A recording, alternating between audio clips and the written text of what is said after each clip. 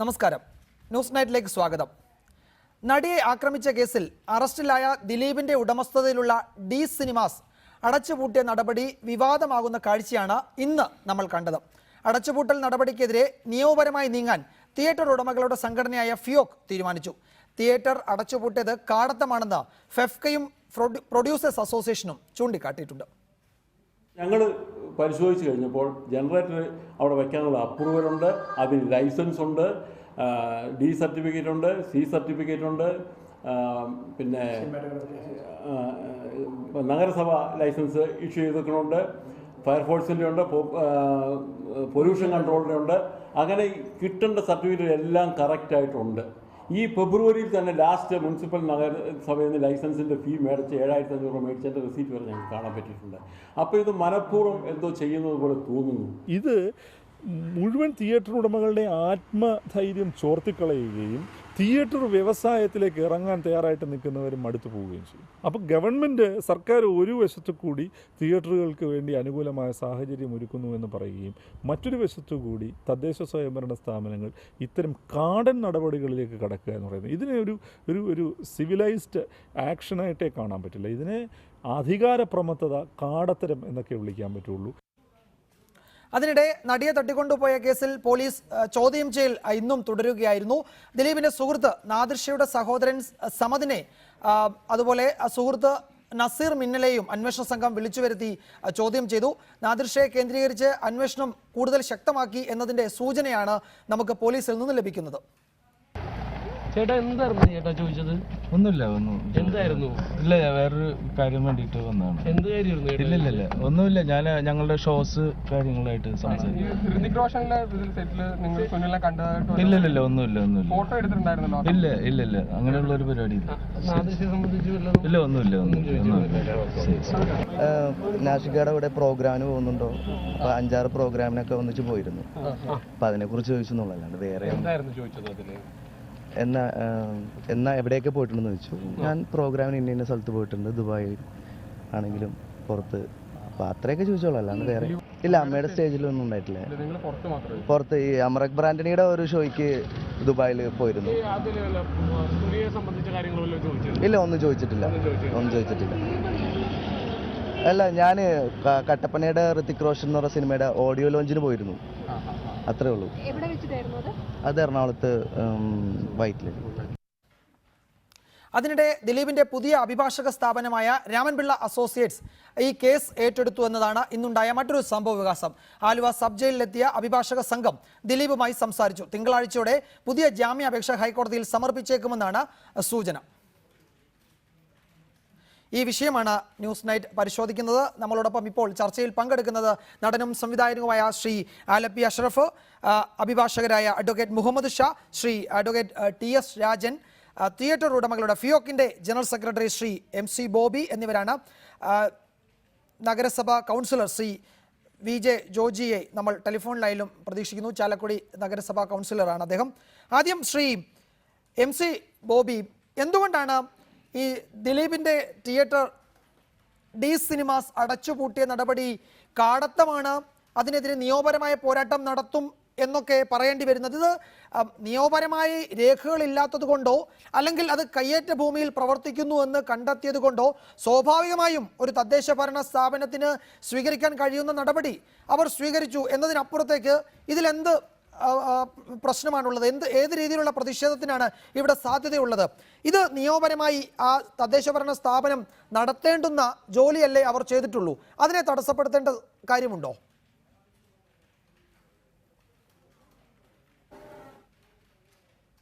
ഞങ്ങൾ തടസ്സപ്പെടുത്തുന്നതായിട്ടൊന്നുമല്ല. കാരണം ഈ സംഘടനയിലെ ഒരു അംഗമായ തിയേറ്ററാണ് ഡി സിനിമ. അപ്പോൾ അവിടെ ജനറേറ്റർ മോട്ടോർ പ്രവർത്തിക്കുന്ന ശ്രദ്ധയിൽപ്പെട്ട് അനുമതിയില്ലാതെ ചെയ്തു എന്നാണ് അവിടെ പറയുന്നത്. അതുകൊണ്ട് ഒരു സംഘടനയുടെ പ്രതിനിധി ആളെന്നുള്ള നിലയിൽ ഞാൻ അവരെ ബന്ധപ്പെടുകയും അവരെ ബന്ധപ്പെട്ട് കഴിഞ്ഞപ്പോൾ എല്ലാ ലൈസൻസുകളും കംപ്ലീറ്റ് സിനിമ നടത്തുന്നതിനുള്ള എല്ലാ ലൈസൻസുകളും അവർ നമുക്ക് തരികയും ഞാൻ ഇന്ന് എല്ലാവരെയും അത് ബോധ്യപ്പെടുത്തുകയും ചെയ്തു. ഈ ജനറേറ്റർ എന്ന് പറയുന്ന സാധനം അവിടെ വയ്ക്കുന്നതിനുള്ള അപ്രൂവലും അതുപോലെ അതിനുള്ള ലൈസൻസ് എല്ലാം ആ തിയേറ്ററിന് കിട്ടിയിട്ടുണ്ട്. അത് ഈ ഡിസംബർ 14 വരെ ഉണ്ട്. ഈ സർട്ടിഫിക്കറ്റ് നിലവിലുണ്ട്, എല്ലാ സർട്ടിഫിക്കറ്റും ഉണ്ട്. അതിൽ പൊല്യൂഷൻ സർട്ടിഫിക്കറ്റ് ഉണ്ട്, അങ്ങനെ എല്ലാ രീതിയിലുള്ള സർട്ടിഫിക്കറ്റും ഉണ്ട്. ഇനി ഒരു കാര്യം ഞാൻ പറയാം, എല്ലാ സർട്ടിഫിക്കറ്റും ആർക്കും എപ്പോഴും എന്ത് വേണമെങ്കിലും കാണിക്കാനുള്ള സൗകര്യവും നമ്മളിലുണ്ട്. ഇനി ഞാൻ വേറൊരു കാര്യം പറയുകയാണ്. ഇനി ശരി, തെറ്റുകളുണ്ട്, സമ്മതിച്ചു. അങ്ങനെയാണെങ്കിൽ തന്നെ ഈ നടന്നുകൊണ്ടിരുന്ന ഈ പ്രസ്ഥാനം ഈ ഒരു സുപ്രഭാതത്തിൽ വന്ന് 6:30 വന്നേച്ച് ഇനി സിനിമ തിയേറ്റർ നടത്താൻ പാടില്ല എന്ന് പറഞ്ഞത് ശരിയാണോ? അങ്ങനെ ഉണ്ടെങ്കിൽ നടന്നുകൊണ്ടിരുന്ന ഈ ഒരു സ്ഥാപനത്തിന് ഒരു രേഖാമൂലം ഒരു ലെറ്റർ, നിങ്ങളുടെ സ്ഥാപനം അനുകൃതമായി പ്രവർത്തിക്കുന്ന സാധനം ഉള്ളതുകൊണ്ട് നിങ്ങൾക്ക് ലൈസൻസ് തരാൻ ബുദ്ധിമുട്ടുണ്ടെന്ന് നമുക്കൊരു രേഖാമൂലം അല്ലെങ്കിൽ ഫോണിൽ കൂടെയെങ്കിലും വിളിച്ച് പറഞ്ഞ് ചെയ്യണ്ടേ? ഒരു സുപ്രഭാതത്തിൽ വന്ന് പൂട്ടാൻ പറയുന്നത് ശരിയാണോ? എന്റെ ചോദ്യം അവിടെയാണ്. ശരി, അപ്പോ എന്താ മനഃപൂർവ്വം ചെയ്ത പോലെ തോന്നിയല്ലേ?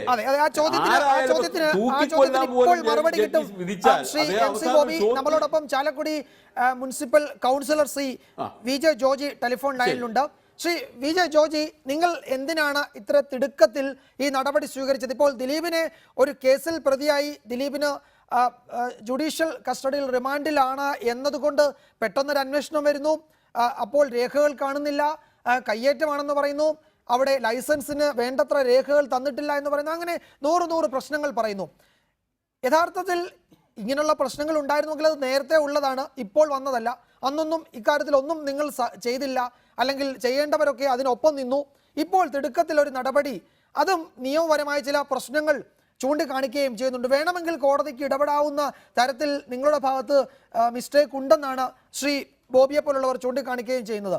നിങ്ങളുടെ കയ്യിൽ ഈ സ്ഥാപനം നിയമവിരുദ്ധമായി പ്രവർത്തിക്കുന്നു എന്ന് തെളിയിക്കാനുള്ള എന്ത് രേഖയാണുള്ളത് ശ്രീ വിജയ് ജോർജ്?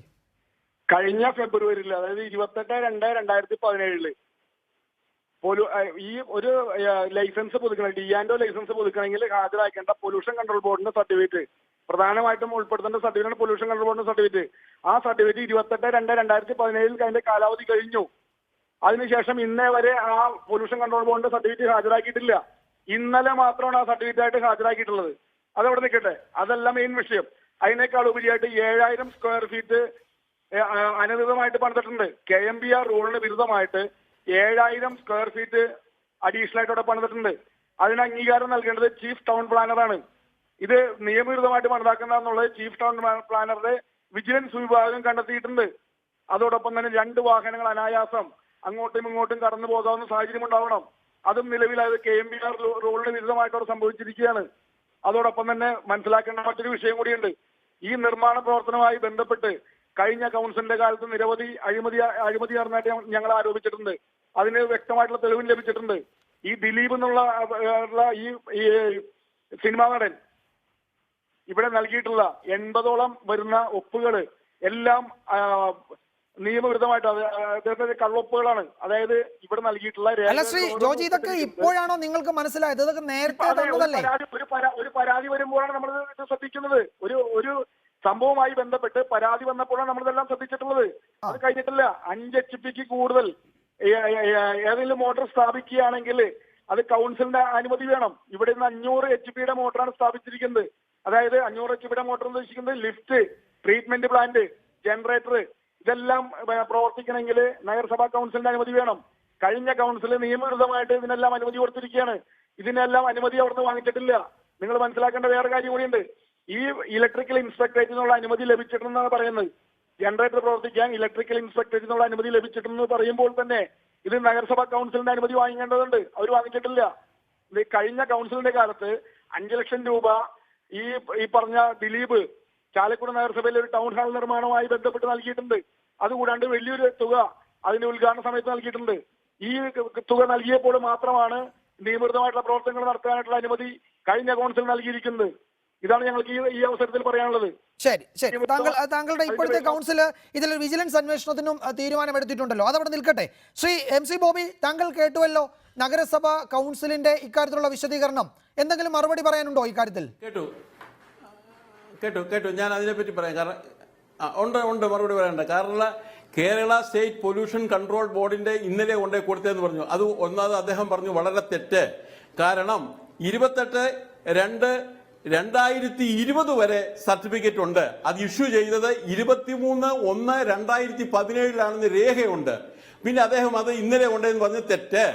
രണ്ടാമത് ഇലക്ട്രിക്കൽ ഇൻസ്പെക്ടറേറ്റിലാണ് ഈ സർട്ടിഫിക്കറ്റ് കൊടുക്കുന്നത്. അത് അതിന്റെ കാലാവധി 12 ഡിസംബർ 2017 വരെ, 2017 ഡിസംബർ 14 വരെ അതിന് ഡി സർട്ടിഫിക്കറ്റ് ഉണ്ട്.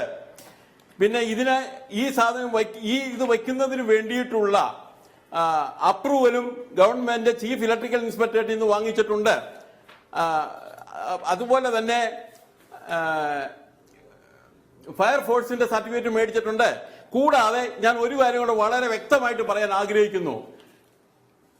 2017-2018 സർട്ടിഫിക്കറ്റ് ലൈസൻസ് ഫീ ഫെബ്രുവരി 16 2017 ലൈസൻസ് ഫീ ആയ 1000 രൂപയും അതുപോലെ തന്നെ ജനറേറ്ററിനും മറ്റതിനുമുള്ള 7500 രൂപയും അടച്ചിട്ടുള്ള റെസീറ്റ് മുനിസിപ്പാലിറ്റിയുടെ ഞങ്ങളുടെ കയ്യിലുണ്ട്. അപ്പൊ ഇദ്ദേഹം ഇതൊക്കെ പറയുന്നത് എന്തിനു പറയുന്നു എന്നാണ്. ഇതാണ് ലൈസൻസിന്റെ 1000 രൂപ അടച്ച റെസീറ്റ്.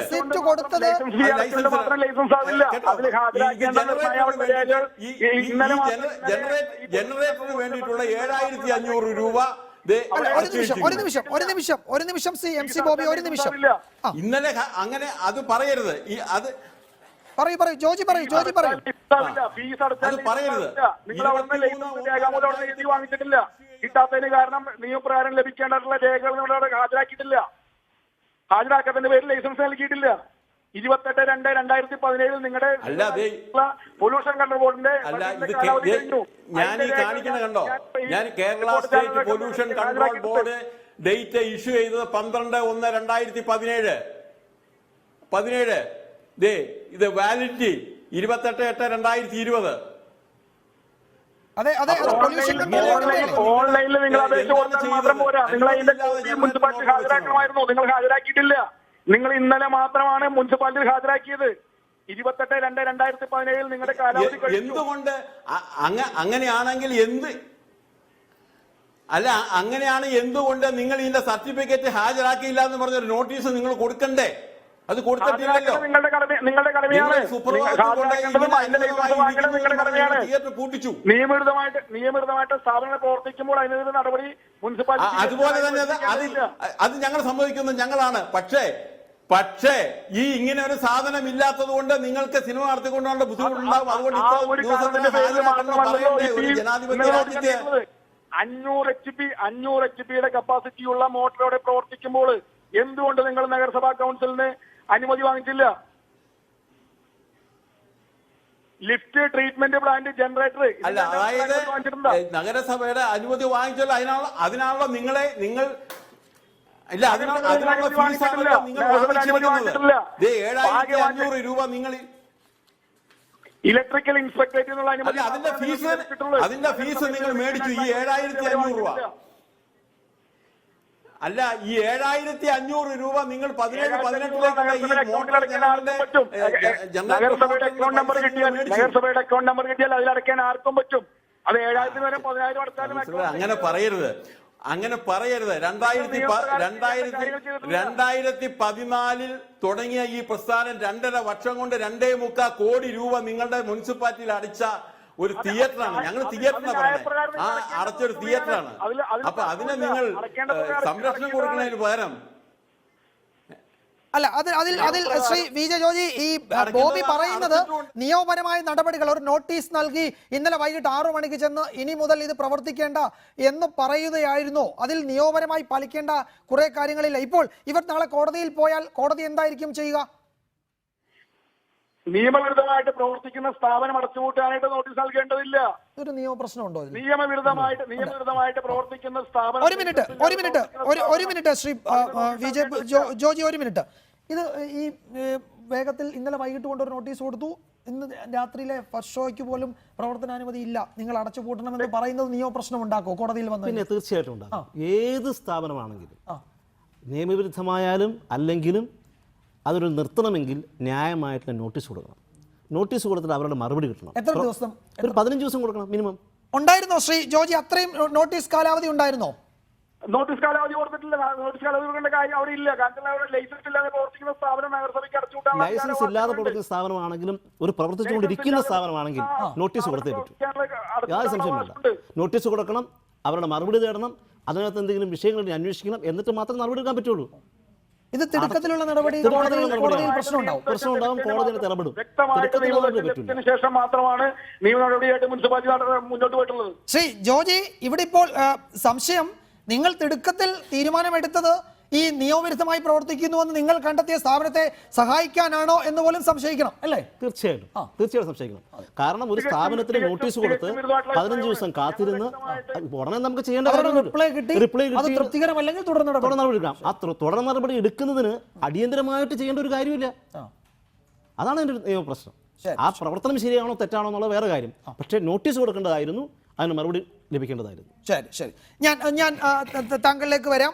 ശ്രീ MC ബോബി, താങ്കളും ദയവായി തുടരണം.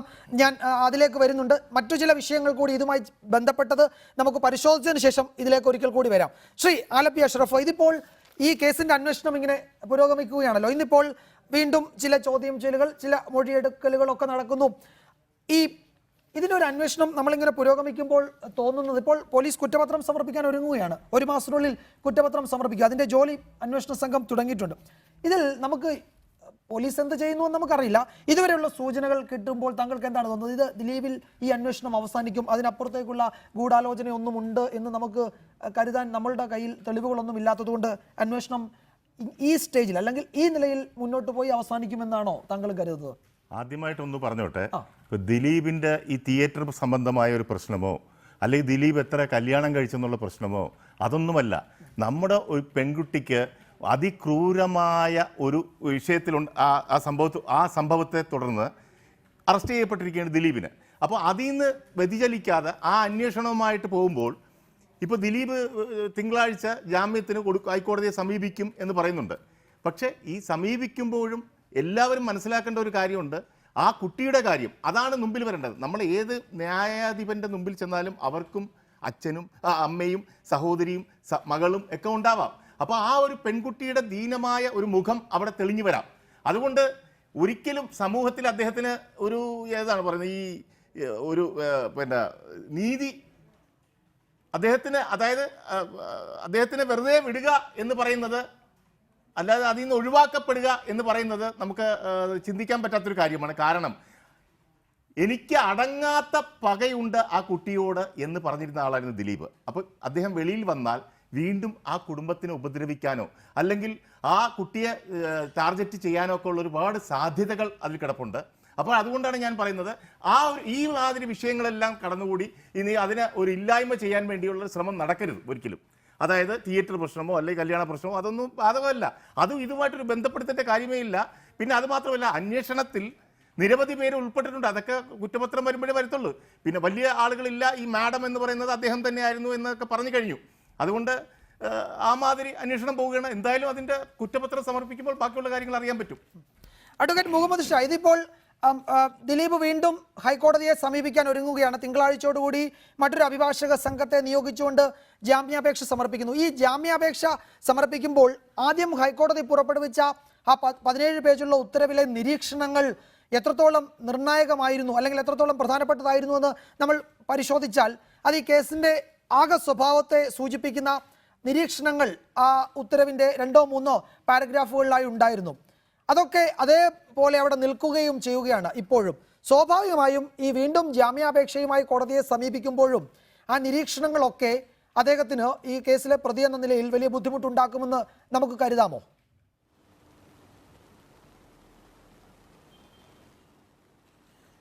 ദിലീപിനെ ഒരു കേസിൽ പ്രതി ചേർത്തു എന്നതുകൊണ്ടാണല്ലോ ജാമ്യാപേക്ഷ കൊടുക്കുന്നത്. ജാമ്യാപേക്ഷ കൊടുക്കൽ ഒരു പ്രതിയെ സംബന്ധിച്ച് പ്രതിയുടെ അവകാശമാണ്. ആദ്യത്തെ ബെയിൽ ആപ്ലിക്കേഷൻ കേട്ട അതേ കോടതി തന്നെ ആയിരിക്കും വീണ്ടും ബെയിൽ ആപ്ലിക്കേഷൻ കേൾക്കുന്നത്. ആദ്യത്തെ ബെയിൽ ആപ്ലിക്കേഷൻ വാദം കേൾക്കുമ്പോൾ ദിലീപിനെ കണക്ട് ചെയ്യാൻ എവിഡൻസ് ഇല്ല എന്ന വാദം നടത്തിയപ്പോഴാണ് അദ്ദേഹത്തെ കണക്ട് ചെയ്യാനുള്ള എവിഡൻസ് സഫീഷ്യൻ്റ് ആയിട്ട് പ്രിമാ ഫൈസി ഉണ്ട് എന്ന് കണ്ടെത്തിയിരിക്കുന്നത്. ആ കണ്ടെത്തലുകളൊക്കെ നിലനിൽക്കുമ്പോഴും അദ്ദേഹത്തിന് അടുത്ത സ്റ്റേജിൽ ജാമ്യം കൊടുക്കാൻ സാധിക്കുമോ ഇല്ലയോ എന്ന ക്വസ്റ്റ്യനിലാണ് ഈ ആർഗ്യുമെന്റ് വരുന്നത്. ആ ആർഗ്യുമെന്റിന് ഇനിയും സ്കോപ്പുണ്ട്. കാരണം ഇൻവെസ്റ്റിഗേഷൻ വീണ്ടും പ്രോഗ്രസ് ചെയ്തിരിക്കുന്നു. പ്രധാനപ്പെട്ട ആളായിട്ടുള്ള അപ്പുണ്ണി എന്ന് പറയുന്ന ആളുടെ മൊഴി എടുത്തിരിക്കുന്നു. മറ്റ് പല പല കാര്യങ്ങളും മുന്നോട്ട് പോയിരിക്കുന്നു. സി ഡിയിൽ ഇപ്പോൾ എന്തൊക്കെ എൻട്രീസ് ഉണ്ടെന്ന് നമുക്കിപ്പോൾ അറിയില്ല. അപ്പോൾ ആ സ്റ്റേജിൽ വീണ്ടും ദിലീപിൻ്റെ ബെയിൽ ആപ്ലിക്കേഷൻ കൺസിഡർ ചെയ്യുമ്പോൾ അത് ഒരു കാരണവശാലും കിട്ടാൻ സാധ്യതയില്ല എന്നൊന്നും പറയാൻ നമുക്ക് സാധിക്കില്ല. കാരണം സാധ്യത ഉണ്ടെന്ന് പറയുന്നയാളാണ് ഞാൻ. കാരണം ഇൻവെസ്റ്റിഗേഷനിൽ ഏറ്റവും പ്രധാനപ്പെട്ട റിക്വയർമെൻ്റ് ആയിട്ടുള്ള കാര്യങ്ങളൊക്കെ ഫുൾഫിൽ ചെയ്തുകൊണ്ടിരിക്കുകയാണ്. പിന്നെ പ്രധാനപ്പെട്ട ഈ എംഒ കിട്ടിയിട്ടില്ല എന്നത് മാത്രമാണ് അതിനകത്ത് അപാകതയായിട്ട് എനിക്കിപ്പോൾ കാണാൻ സാധിക്കുന്നത്. അതുകൊണ്ട് ആദ്യത്തെ ഫൈൻഡിങ്സോ ആദ്യത്തെ ഒബ്സർവേഷൻസോ ഒന്നും രണ്ടാമത്തെ ബെയിൽ ആപ്ലിക്കേഷനിൽ അതിന് വലിയ പ്രസക്തിയില്ല. കാരണം പ്രതിയാവില്ല എന്ന കണ്ടൻഷൻ നിലനിൽക്കില്ല എന്ന് മാത്രമേ ഉള്ളൂ. പ്രതിയാകാൻ കണക്ട് ചെയ്യാൻ എവിഡൻസ് ഇല്ല എന്ന കാര്യം നിലനിൽക്കില്ല. എന്നാൽ ജാമ്യം കിട്ടാൻ അദ്ദേഹത്തിന് അവകാശമുണ്ടോ, അത് കൊടുക്കേണ്ടതുണ്ടോ, കൊടുക്കുന്നൊരു അപാകതയുണ്ടോ എന്നുള്ള ക്വസ്റ്റ്യനിലാണ് ഇനി കൺസിഡറേഷൻ വരുന്നത്. മുമ്പ് ഞാനൊരു കാര്യം പറഞ്ഞോട്ടെ, ഡി സിനിമാസിൻ്റെ ഇഷ്യൂസിൽ പറഞ്ഞപ്പോൾ ഒരു കാര്യം നിയമപരമായ ഒരു ഇഷ്യൂവിന് മറുപടി പറയേണ്ടതുണ്ടെന്ന് എനിക്ക് തോന്നുന്നു. ആ മുനിസിപ്പൽ കൗൺസിലർ പറഞ്ഞല്ലോ, ആ കെട്ടിടത്തിന് 7000 സ്ക്വയർ ഫീറ്റോ മൊത്തം അധികമായി പണി നടത്തിയിട്ടുണ്ട്, ജനറേറ്റർ വെച്ചിട്ടില്ല എന്നൊക്കെ പറഞ്ഞല്ലോ. എന്നിട്ട് ലൈസൻസ് ഇഷ്യൂ ചെയ്തില്ല എന്ന് പറഞ്ഞു. 28/2/2017 നോർമലി ലൈസൻസിൻ്റെ റിന്യൂവൽ ആപ്ലിക്കേഷൻ കൊടുക്കേണ്ടത് അന്നാണ്. അന്ന് കൊടുത്ത റിന്യൂവൽ ആപ്ലിക്കേഷൻ ആ മുനിസിപ്പാലിറ്റി റിജക്റ്റ് ചെയ്തിട്ടില്ല. അതിന് പകരം 31/3/2017 നോർമലി കളക്ട് ചെയ്യുന്നത് പോലെ അതിൻ്റെ ഫീസ് കളക്ട് ചെയ്തു. ഫീസ് കളക്ട് ചെയ്ത് കഴിഞ്ഞാൽ അത് ലൈസൻസ് റിന്യൂ ചെയ്തുപ്പെട്ടു എന്ന് തന്നെയാണ് അർത്ഥം. അത്തരത്തിലൊരു സാധനത്തിന് അപാകതയൊക്കെ ഉണ്ടെന്നിരിക്കട്ടെ, ആ സമയത്ത് ലൈസൻസ് റദ്ദ് ചെയ്യുന്നതിന് വേണ്ടിയിട്ടുള്ള ഒരു നോട്ടീസ് കൊടുക്കണമായിരുന്നു. ആ നോട്ടീസ് കൊടുക്കാതെ ചെയ്യുന്നതിലുള്ള അപാകതയാണ് ഇതിനകത്ത് കാണുന്നത്. പിന്നെ അനോമലീസ് വന്നിരിക്കുന്നത് മുനിസിപ്പാലിറ്റിയുടെ ഭാഗത്തു നിന്നുള്ള വീഴ്ച തന്നെയാണെങ്കിൽ മുനിസിപ്പാലിറ്റിക്ക് വേണമെങ്കിൽ ആ കംപ്ലീഷൻ സർട്ടിഫിക്കറ്റ് റദ്ദ് ചെയ്യാം, ഒക്യുപ്പൻസി സർട്ടിഫിക്കറ്റ് റദ്ദ് ചെയ്യാം, നമ്പർ ഇട്ടത് റദ്ദ് ചെയ്യാം, പല കാര്യങ്ങളും ചെയ്യാം. അതിനൊരു പ്രൊസീജിയറുണ്ട്. ആ പ്രൊസീജിയർ ചെയ്യാതെ ഒരു സുപ്രഭാതത്തിൽ പോയി പൂട്ടുന്നതിനകത്തൊരു അപാകതയുണ്ട്. അപ്പോൾ അത് മനസ്സിലാക്കിയില്ലെങ്കിൽ ഇത്തരം പൂട്ടലുകൾ നാളെ ഹൈക്കോടതിയിലോ അല്ലെങ്കിൽ ട്രൈബ്യൂണലിലോ ചെന്നാൽ നാളെ അത് സ്റ്റേ ആയിട്ട് മാറും. സ്റ്റേ ആയിട്ട് മാറിയ കുറച്ച് കാലങ്ങൾ അത് അനധികൃതമെന്ന് ഇവർ അവകാശപ്പെടുന്ന കാര്യം അനധികൃതമായിട്ട് നിൽക്കും. അതുകൊണ്ട് നോട്ടീസുകൾ കൊടുക്കാതെ ഇത്തരം പ്രവർത്തികൾ ചെയ്യരുത്. ഇതിൽ സെൻസേഷൻ്റെ പുറത്തൊന്നും ആക്ഷൻസ് ഇനിഷ്യേറ്റ് ചെയ്യരുത്. അത് തെറ്റാണ്. ആരെങ്കിലും സഹായിക്കുന്നില്ല. ഡി സിനിമ പോലെ ഒരു കാര്യം നടത്താൻ അവകാശം അദ്ദേഹത്തിനുണ്ടെന്നേ. അദ്ദേഹം പണം മുടക്കി അദ്ദേഹം നടത്തുന്ന ഒരു സ്ഥാപനം നടത്താം. അതിനെതിരെ അപാകത ഉണ്ടെങ്കിൽ അപാകത റെക്ടിഫൈ ചെയ്യാനും അവകാശം അദ്ദേഹത്തിനുണ്ട്. അപ്പോൾ അത്തരം കാര്യങ്ങളിൽ വാശി പിടിച്ച നടപടികൾ സ്വീകരിക്കും. നേരത്തെ RP അഷ്റഫ് പറഞ്ഞതുപോലെ ഈ പറഞ്ഞ അദ്ദേഹം കല്യാണം കഴിച്ച കാര്യങ്ങൾ, ഇതിനൊക്കെ എന്ത് പ്രസക്തിയാണ് ഇവിടെ ഉള്ളത്? അതിനൊന്നും ഒരു വലിയ വാർത്താ പ്രാധാന്യം പോലും കൊടുക്കാൻ പാടില്ല. കാരണം ഇൻവെസ്റ്റിഗേഷൻ്റെ സംബന്ധിച്ച് ദിലീപ് അതിനകത്ത് തെറ്റ് ചെയ്തിട്ടുണ്ടോ ഇല്ലയോ എന്ന് പരിശോധിക്കുന്ന ഇൻവെസ്റ്റിഗേഷൻ നടക്കുക. ആ ഇൻവെസ്റ്റിഗേഷൻ്റെ നടന്നതിനൊരു സെൻസേഷൻ ഉണ്ട് എന്നതുകൊണ്ട് എല്ലാവരും കൂടി എല്ലാ വശത്തു നിന്നുമുള്ള ആക്രമണങ്ങൾ അഴിച്ചുവിടാൻ പാടില്ല. ഇവിടുത്തെ പ്രധാനപ്പെട്ട പ്രശ്നത്തിൽ മാത്രം നിൽക്കുകയാണ്. നമുക്കൊരു പ്രധാനപ്പെട്ട ഒരു കാര്യം ഞാൻ പറയുന്നത്, ഇൻവെസ്റ്റിഗേഷൻ്റെ ഈ സ്റ്റേജിൽ ഞാൻ വിജയനോട് മുമ്പ് ഞാൻ പറഞ്ഞിട്ടുണ്ട്, നമുക്ക് ഇൻവെസ്റ്റിഗേഷനെ സംബന്ധിച്ച് ചർച്ച ചെയ്യുന്നതിന് ഒരുപാട് പരിമിതികളുണ്ട്. സുപ്രീം കോടതി 2010 ജഡ്ജ്മെൻറ്റുണ്ട്, 2013 ജഡ്ജ്മെൻറ്റുണ്ട്. ഇൻവെസ്റ്റിഗേഷൻ നടക്കുമ്പോഴും അതുപോലെ തന്നെ ട്രയൽ നടത്തുമ്പോഴും അതിനകത്ത് അപാകത സംഭവിക്കുന്ന കാര്യങ്ങൾ നമ്മൾ പറയാൻ പാടില്ല. ഇവിടെ ഒരു ബെയിൽ ആപ്ലിക്കേഷൻ കൊടുക്കാൻ വേണ്ടി പുതിയൊരു വക്കീലിനെ വെച്ചിരിക്കുന്നു. നോർമലി ഞാൻ മനസ്സിലാക്കുന്നത് രാമപിള്ള സാറിനെ ഇപ്പോൾ പുതിയ അഭിഭാഷകനെ വെച്ചിരിക്കുന്നതിൻ്റെ കാര്യം ട്രയൽ നടത്താൻ അദ്ദേഹത്തെ ഇൻട്രസ്റ്റ് ചെയ്യാൻ സാധ്യതയുണ്ട്. രാമപിള്ള സാർ ഇവിടുത്തെ പ്രമുഖനായ ട്രയൽ ലോയർ കൂടിയാണ്. അപ്പോൾ രാംകുമാർ സാർ ട്രയലിന് കൂടുതലായിട്ട് പോകുന്ന ആളാണെന്ന് എനിക്കിപ്പോൾ തോന്നുന്നില്ല. അപ്പം അങ്ങനെ ഒരു ട്രയലിന് ഒരാളെ ഇൻട്രസ്റ്റ് ചെയ്യുന്നു, അദ്ദേഹം തന്നെ വീണ്ടും ഒന്നുകൂടി മൂവ് ചെയ്ത് നോക്കുന്നു എന്ന് മാത്രമേ പ്രസക്തിയുള്ളൂ. പിന്നെ ഇത് കിട്ടാനുള്ള സാധ്യത പൂർണ്ണമായിട്ട് ഇല്ല എന്നല്ല ഞാൻ കരുതുന്നത്. ഒരു പക്ഷേ കിട്ടാൻ സാധ്യതയുണ്ട് തീർച്ചയായും പ്രോഗ്രസ് നടക്കുന്നത് കൊണ്ട്. ഇനി അത് നമുക്ക് CD എന്ന സാധനം നമ്മൾ കണ്ടിട്ടില്ലാത്തത് കൊണ്ടും CD-യിലെ പ്രോഗ്രസ് നമുക്ക് വിശകലനം ചെയ്യാൻ സാധിക്കില്ല. അത് തീർച്ചയായും കേസ് ഡയറി ആയിരിക്കാം ഈ ജാമ്യാപേക്ഷ പരിഗണിക്കുന്ന ഘട്ടത്തിലെ നിർണായക രേഖയായി വരിക. കോടതി അത് പരിശോധിച്ചതിന് ശേഷമായിരിക്കും ഒരു തീരുമാനം എടുക്കുക. താങ്കൾ തുടരുക ശ്രീ മുഹമ്മദ് ഷാ. ഞാൻ വരാം. ശ്രീ അഡ്വക്കേറ്റ് TS രാജൻ, ഇവിടെ ഇപ്പോൾ രണ്ട് കാര്യങ്ങൾ. ഒന്ന്, ഈ കുറ്റപത്രം തയ്യാറാക്കിക്കൊണ്ടിരിക്കുകയാണ് പോലീസ്. 1 മാസത്തിനുള്ളിൽ അത് കൊടുക്കാൻ കഴിയും. അതായത് ദിലീപ് ജാമ്യാപേക്ഷ വീണ്ടും ഹൈക്കോടതിയിൽ സമർപ്പിക്കാൻ ഒരുങ്ങുന്നു എന്നറിഞ്ഞപ്പോഴാണ് ഈ കുറ്റപത്രം വേഗത്തിൽ സമർപ്പിക്കാൻ പോലീസ് നടപടികൾ തുടങ്ങിയത്. ഇത് ദിലീപിന് ഈ ഘട്ടത്തിലൊന്നും ജാമ്യം ലഭിക്കരുത് എന്ന ഒരു ഉദ്ദേശത്തോടു കൂടി പോലീസ് വേഗത്തിൽ കുറ്റപത്രം തയ്യാറാക്കാൻ തുടങ്ങുന്നു എന്നാണോ നമുക്ക് മനസ്സിലാക്കേണ്ടത്? അതിൽ നിന്നും അങ്ങനെ പറയാൻ പറ്റില്ല. അതിനകത്ത് മുൻപ് ദിലീപ് ആവശ്യപ്പെട്ടപ്പോൾ, ഒരു ജാമ്യം ആവശ്യപ്പെട്ടപ്പോൾ കോടതിയിൽ നടന്ന വാദങ്ങളും അതിൽ കോടതി എടുത്ത തീരുമാനങ്ങളും ഇപ്പോഴും പ്രസക്തമാണ്. അതിനകത്ത് കോടതി പറഞ്ഞു, ഒരു ചേഞ്ച്ഡ് സർക്കംസ്റ്റൻസസ് വന്നാൽ മാത്രമേ രണ്ടാമത് ഒരു ആപ്ലിക്കേഷൻ ഫയൽ ചെയ്യാൻ പറ്റുള്ളൂ. ചേഞ്ച്ഡ് സർക്കംസ്റ്റൻസസ് ഇതിനകത്ത് വക്കീലിനെ ചേഞ്ച് ചെയ്യുമെന്ന് മാത്രമേ ഉള്ളൂ. അല്ലാതെ ഇപ്പോൾ രാംകുമാർ സാർ എന്ന് പറഞ്ഞാൽ കേരളത്തിലെ പ്രഗത്ഭനായ അഭിഭാഷകനാണ്. ഒരു ബെയിൽ ആപ്ലിക്കേഷൻ തള്ളി എന്നുള്ളതുകൊണ്ട് അദ്ദേഹത്തിൻ്റെ ഔന്നത്യം കുറയുന്നില്ല. വേറൊരു അഭിഭാഷകനെ വെച്ചതുകൊണ്ട് ചേഞ്ച് സർക്കംസ്റ്റൻസസ് ആയില്ല. അതിനകത്ത് അപ്പുണ്ണിയുടെ അറസ്റ്റ് അല്ലെങ്കിൽ അപ്പുണ്ണിയുടെ അറസ്റ്റ് ഒരു വലിയ ഹാജരായി, അതൊന്നും ഒരു വലിയ ഗൗരവമായ കാര്യമല്ല. പറഞ്ഞിരുന്നത് ഈ അപ്പുണ്ണി പുറത്താണ്, അതെല്ലാം ശരി തന്നെ. പക്ഷെ എന്താ ചേഞ്ച് സർക്കംസ്റ്റൻസ് എന്താ ഉള്ളത്? ഒരു സർക്കംസ്റ്റൻസസും പ്രധാനപ്പെട്ടത് എന്താണ്? രണ്ടാമത്തെ ഒരു ബെയിൽ ആപ്ലിക്കേഷൻ മൂവ് ചെയ്യുമ്പോഴുള്ള പ്രധാനപ്പെട്ട കാര്യം, ഈ പ്രതി ജാമ്യത്തിൽ പുറത്തിറങ്ങിയാൽ സാക്ഷികളെയും അന്വേഷണത്തെയും തുടർന്ന് സ്വാധീനിക്കാൻ ഇടയുണ്ടോ? അതാണ് ഏറ്റവും പ്രധാനപ്പെട്ട കാര്യം. അത് ആ വിധിയിൽ തന്നെ പ്രത്യേകമായിട്ട് പറയുന്നുണ്ട്, ഈ പ്രതി സിനിമാ രംഗത്തെ എല്ലാ മേഖലയിലും അടക്കി വാഴുന്ന ഒരാളാണ്. അതുകൊണ്ട് തീർച്ചയായും പ്രതി പുറത്തു വന്നാൽ അത് അന്വേഷണത്തെ ബാധിക്കും, സാക്ഷികളെ സ്വാധീനിക്കാൻ ഇടയുണ്ടെങ്കിൽ ഒരു കാരണവശാലും ചേഞ്ച് സർക്കംസ്റ്റൻസ് ആയിട്ടില്ല. കോടതി അതിനകത്ത് ജാമ്യം കൊടുക്കുമെന്നുള്ള പ്രതീക്ഷ എനിക്കില്ല. പൂർണ്ണമായും തള്ളലല്ല. ഇത്തരമൊരു സാഹചര്യത്തിൽ ഒരു ജാമ്യം കൊടുക്കുന്നത് ഈ കേസ് അന്വേഷണത്തെ തീർച്ചയായും പ്രതികൂലമായി ബാധിക്കും. ആ വാദം തന്നെ അതാണ് ഏറ്റവും പ്രധാനപ്പെട്ട വാദം. ഇപ്പോൾ ഒരു സംഗതി എംഒ കിട്ടിയില്ല, മെറ്റീരിയൽ ഒബ്ജക്റ്റ് കിട്ടിയില്ല എന്നുള്ളത് കൊണ്ട് മാത്രമല്ല, അത് ചിലപ്പോൾ കിട്ടിയില്ല എന്ന് വരും. പക്ഷേ അതിൻ്റെയൊക്കെ പേരിൽ ഒരാളെ എത്ര കാലം ഇപ്പോൾ കുറ്റപത്രം കൊടുക്കുന്നു എന്നൊക്കെ പറഞ്ഞാൽ എത്ര കാലം അയാൾക്ക് ബെയിലെന്ന് പറയുന്നത് നിയമപരമായി കിട്ടേണ്ടതാണല്ലോ. അർഹതയുണ്ടെങ്കിൽ കൊടുക്കണം. അത് എത്ര കാലം വൈകാൻ അല്ല. ഗൗരവമേറിയ കുറ്റങ്ങളിൽ ചാർജ് ഷീറ്റ് ഫയൽ ചെയ്തില്ലെങ്കിൽ 90 ദിവസത്തിനകം ജാമ്യം കൊടുക്കണം. 90 ദിവസം ആകുമ്പോൾ ഓട്ടോമാറ്റിക് ജാമ്യം പ്രതിയുടെ അവകാശമാണ്. പക്ഷേ അത് പ്രതിയുടെ അവകാശമല്ലാതാകുന്നു ഇത് ഫയൽ ചെയ്ത് കഴിഞ്ഞാൽ ചാർജ് ഷീറ്റ്. ആ ചാർജ് ഷീറ്റ് ഫയൽ ചെയ്യുന്നതോടുകൂടി പ്രതിക്ക് ഒരു കാരണവശാലും ജാമ്യം ഒരവകാശമായി കിട്ടുന്നില്ല. പിന്നെ ഡിസ്ക്രിപ്ഷണറി പവർ, കോടതി ഡിസ്ക്രിപ്ഷണറി പവർ ജാമ്യം കൊടുക്കാനുള്ളത്. ഈ കേസിൽ ട്രയൽ നടക്കുന്നത് വരെ സ്വാധീനത്തിന് സാധ്യതയുണ്ട്. ട്രയൽ നടക്കുമ്പോൾ സാക്ഷികളെ സ്വാധീനിക്കാം. അതുകൊണ്ട് വളരെ ഗൗരവപൂർവ്വം കണക്കാക്കേണ്ട ഒരു കേസാണ്. സാക്ഷികളെ സ്വാധീനിക്കാനിടയുണ്ട്. അതുകൊണ്ട് ബെയിൽ കൊടുക്കാൻ അതിൽ കോടതി എന്ന ഉത്തരവിൽ തന്നെ വ്യക്തമാക്കുന്നു ഈ ജാഗ്രത, കോടതി കാണിക്കുന്ന ഈ കേസിലെ ജാഗ്രത ഈ സ്ത്രീയോടുള്ള അവഹേളനം പിന്നെ അതുകൊണ്ടാണ്. ഈ രീതിയിലുള്ള ക്രൈം രാജ്യത്ത് തന്നെ റിപ്പോർട്ട് ചെയ്യുന്നത് റയറസ്റ്റ് ഓഫ് റയർ. ഒരു പ്രതിയെ ഒരാളെ വെട്ടിക്കൊല്ലുന്നു, അല്ലെങ്കിൽ ബലാത്സംഗം ചെയ്യുന്നു, നേരിട്ട് ചെയ്യുന്നു, അത് വ്യത്യാസമുണ്ട്.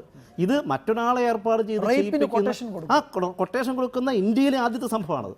അതുകൊണ്ട് കർശനമായും ഇത്തരം നിരീക്ഷണം, കോടതിയുടെ നിരീക്ഷണം വളരെ പ്രസക്തമാണ്. ജാമ്യം കിട്ടാൻ യാതൊരു സാധ്യതയില്ല. ചേഞ്ച് സർക്കംസ്റ്റൻസസ് എന്ന് പറയുന്നത് ഇവിടെ വക്കീലിനെ മാറ്റിയെന്ന് മാത്രമേ ഉള്ളൂ. അല്ലാതെ ചേഞ്ച് എന്താ? വക്കീലിനെ മാറ്റി ചേഞ്ച്, അത്രേ ഉള്ളൂ. ശ്രീ മുഹമ്മദ് ഷാ, അതിലെന്തെങ്കിലും താങ്കൾക്ക് കൂട്ടിച്ചേർക്കാനുണ്ടോ? താങ്കൾക്ക് അക്കാര്യത്തിൽ എന്തോ ഒന്ന് പറയാനുണ്ടെന്ന് എനിക്ക് തോന്നുന്നു.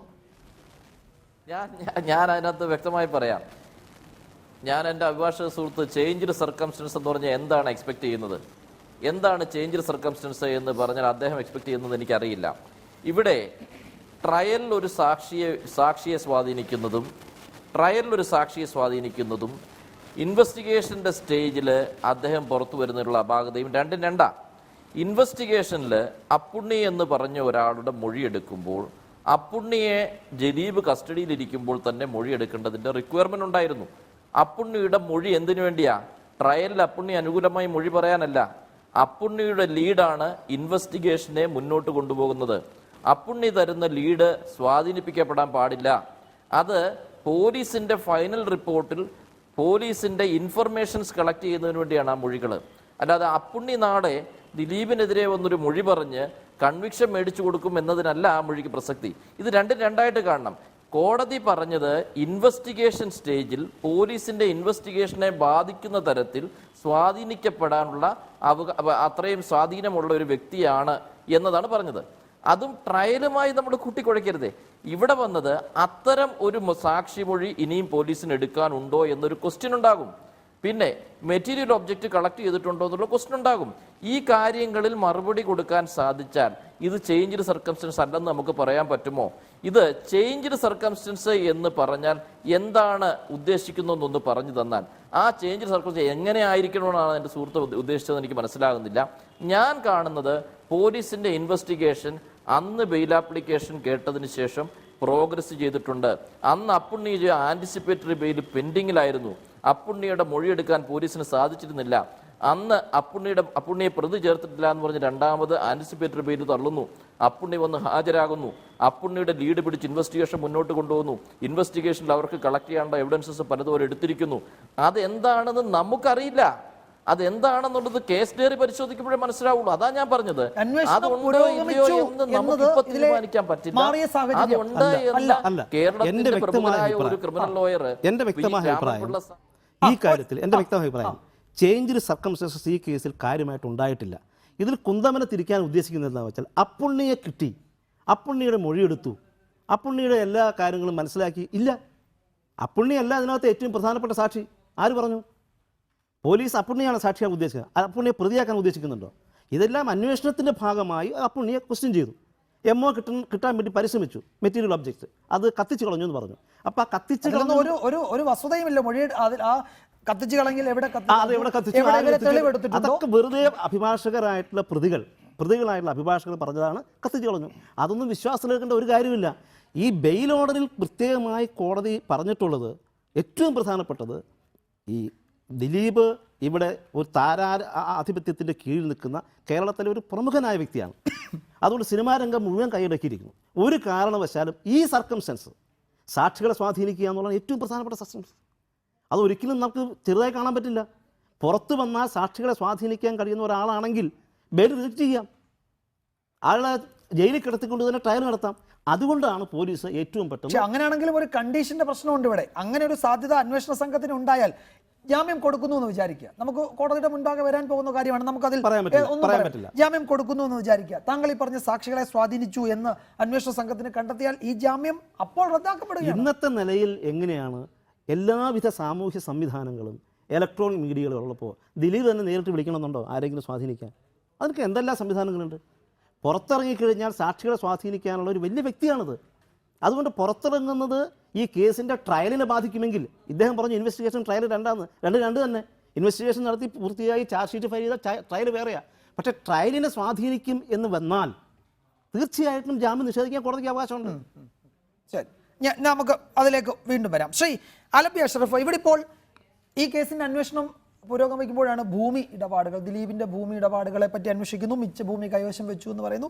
അത് തിരിച്ചെടുക്കാൻ നടപടി, ഡി സിനിമാസിൻ്റെ വിജിലൻസ് അന്വേഷണം, അങ്ങനെ മറ്റു പല കാര്യങ്ങളിലേക്കും ഈ അന്വേഷണം നീങ്ങുന്നു.